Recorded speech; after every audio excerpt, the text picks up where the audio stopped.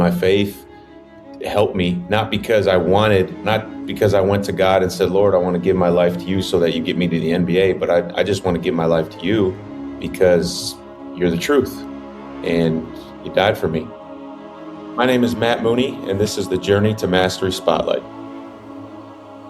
Welcome to the JTM Spotlight. I'm super excited about this conversation for a number of reasons. I was sharing with the guests before we hit record how I was kind of low key missing talking to people, learning about their journey, hearing their story, because for 6 years, that's what my podcast was all about. It was about talking with entrepreneurs about their story, their journey, and learning how to do business better from other entrepreneurs.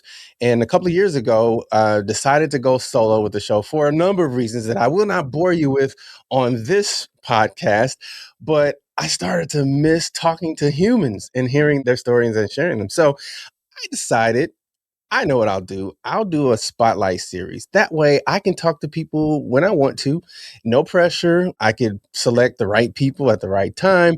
And I can literally just ask decent questions and let them tell their story and highlight them and promote them and help them in any way I can. So that's what we're doing today. We're talking to Matt Mooney, and I'm super excited. He's a basketball guy. And if you know me, you know I'm a basketball guy. Now, I didn't go pro or anything like that, but I did play in high school.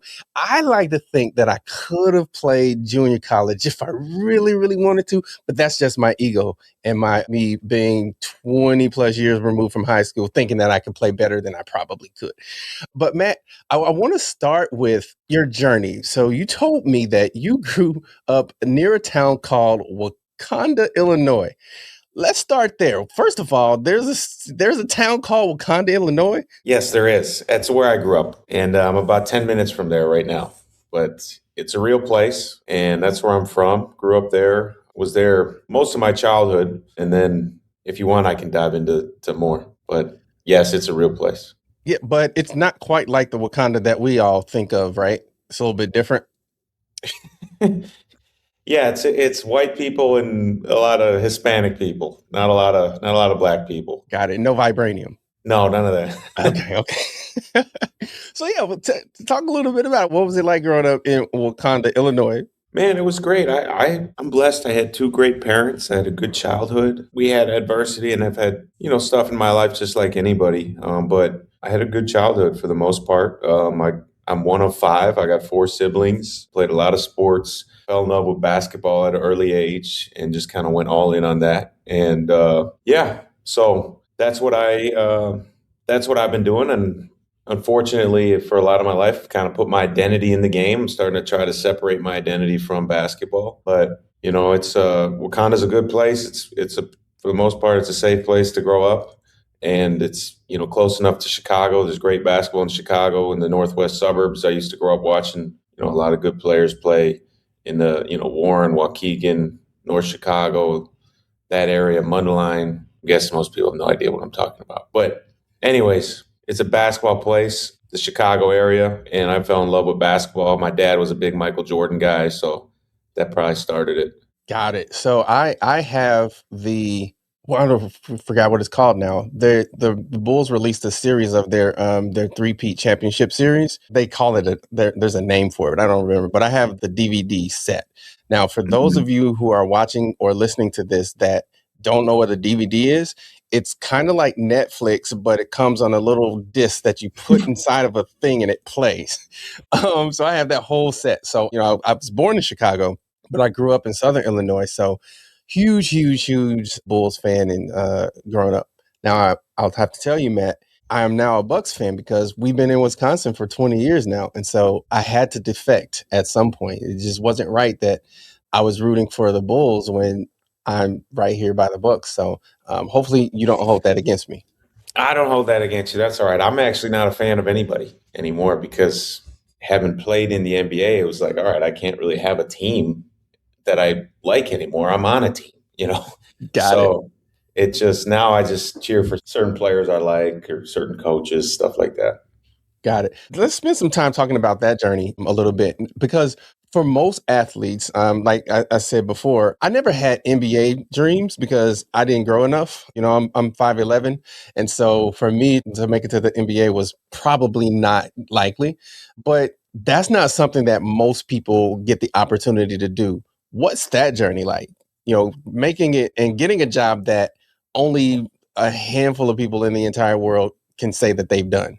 Yeah, no, it's funny. I listen to you. You talk about, man, you would have played JUCO, or you think you could have played JUCO, and I have those same thoughts. I wish I would still be in the NBA right now, and it's hard. It's hard not to have regrets, but at the same time, try to appreciate things that I did get to do. So that journey for me, I mean, my dream was always to play in the NCAA tournament and play in the NBA. That was always my dream, and fortunately, I got to live out my dream. Would I wish I would have won the NCAA tournament? Yes. Do I wish I would have still be in the NBA right now? Yes, but I did get to live out those dreams, and man, just a lot of sacrifice. It's just a lot of. There's not really a secret besides the hard work. You got to outwork people, especially if you're not as talented, and you got to believe in yourself. And certainly my faith helped me, not because I went to God and said, Lord, I want to give my life to you so that you get me to the NBA, but I just want to give my life to you because you're the truth and you died for me. And that helped free me up to play more free, not to worry about other people's opinions necessarily, and know that regardless of how I play, the Lord still loves me. So that was always a struggle for me throughout my career, but it certainly helped me. But no, I could tell you stories about how God worked in my life and how I got to the NBA. It's all the Lord and the people that He put in my life to help me get there. Let's spend a little bit of time there. Give us the bridge 2-minute version. All right. Well, this is a good God story. So coming out of college, I was, real quick. So I had one Division I offer. I started at the Air Force Academy. I always want to play Division I basketball, play in the NCAA tournament. So I had one Division I offer at Air Force. I said, all right, I'll do it. I'll take it. And, military was a part of that. I realized real quick, man, this is not for me. I was not a military guy. I just wanted to be in the gym. I was a knucklehead, man. I was not really following directions that well. I just want to play ball, but I made it through a year. I could tell stories about that, but somehow I made it through a year there. I went to University of South Dakota, played well, and I went to Texas Tech for my last year. And that was a God thing as well, because going to Texas Tech made no sense.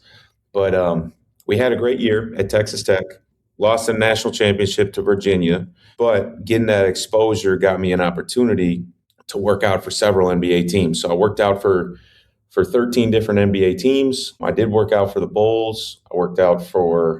Didn't work out for the Bucks. I worked out for Pelicans, the Hornets, the Pacers, the Grizzlies, the Cavs, you name it. So anyways, so I get these 13 NBA workouts. I'm not likely to get drafted. I know that, but I got teams that are taking a look and seeing if they want to give me an opportunity. So they bring guys in, they work them out before the NBA draft. So I'm doing well in most of my workouts, but I worked out for the Cavs and I worked out for Cleveland, and I killed it.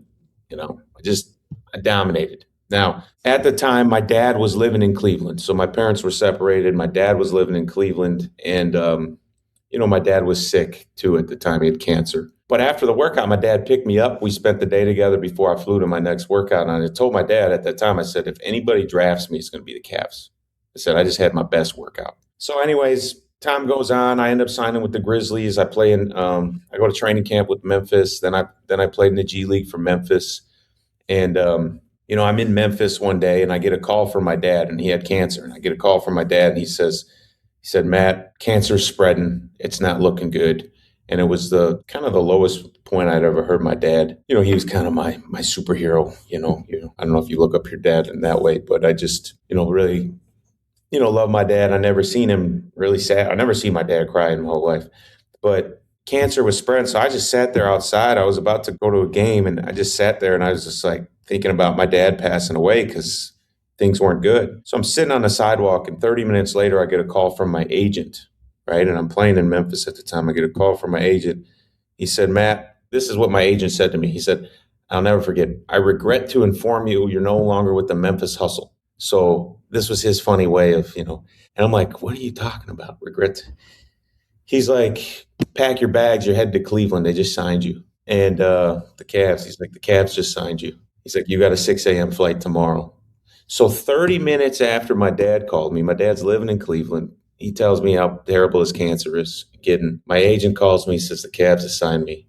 And I call my dad and he says, the worst day of my life just became the best day of my life. And I got to spend, my dad did pass away 2021, but I got to spend the last year of my dad's life with him there in Cleveland. He got to come to my first NBA game. And it's just really cool. I don't think you can explain that any other way. So I went a little long there. I'm sorry, but that's a story about how God's worked in my life throughout my journey.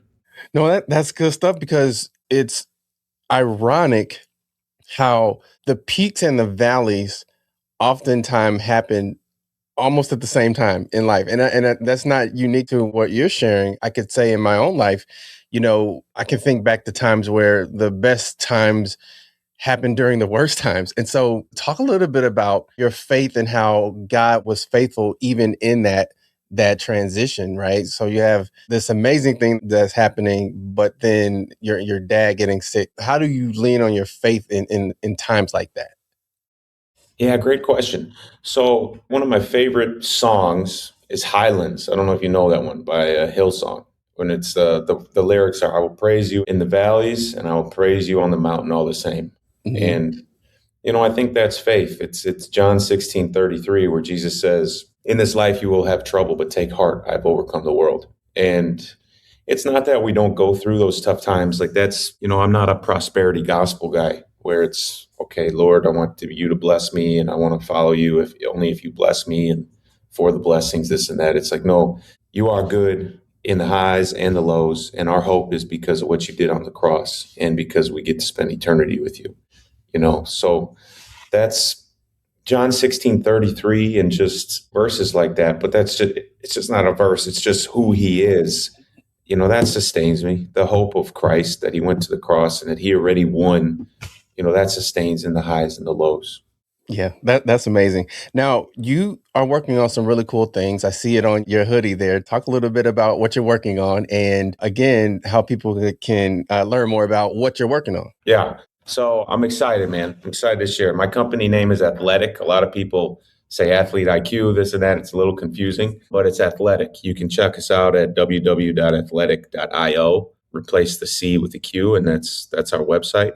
But look, my whole life, right, has been basketball. I've been trying to achieve my potential as a player. I've been trying to achieve my potential as a shooter. So we created an app built around three things, right? Number one, my dad taught me how to shoot. Number two, I got feedback when I was in the G League on my shot that helped me get to the NBA.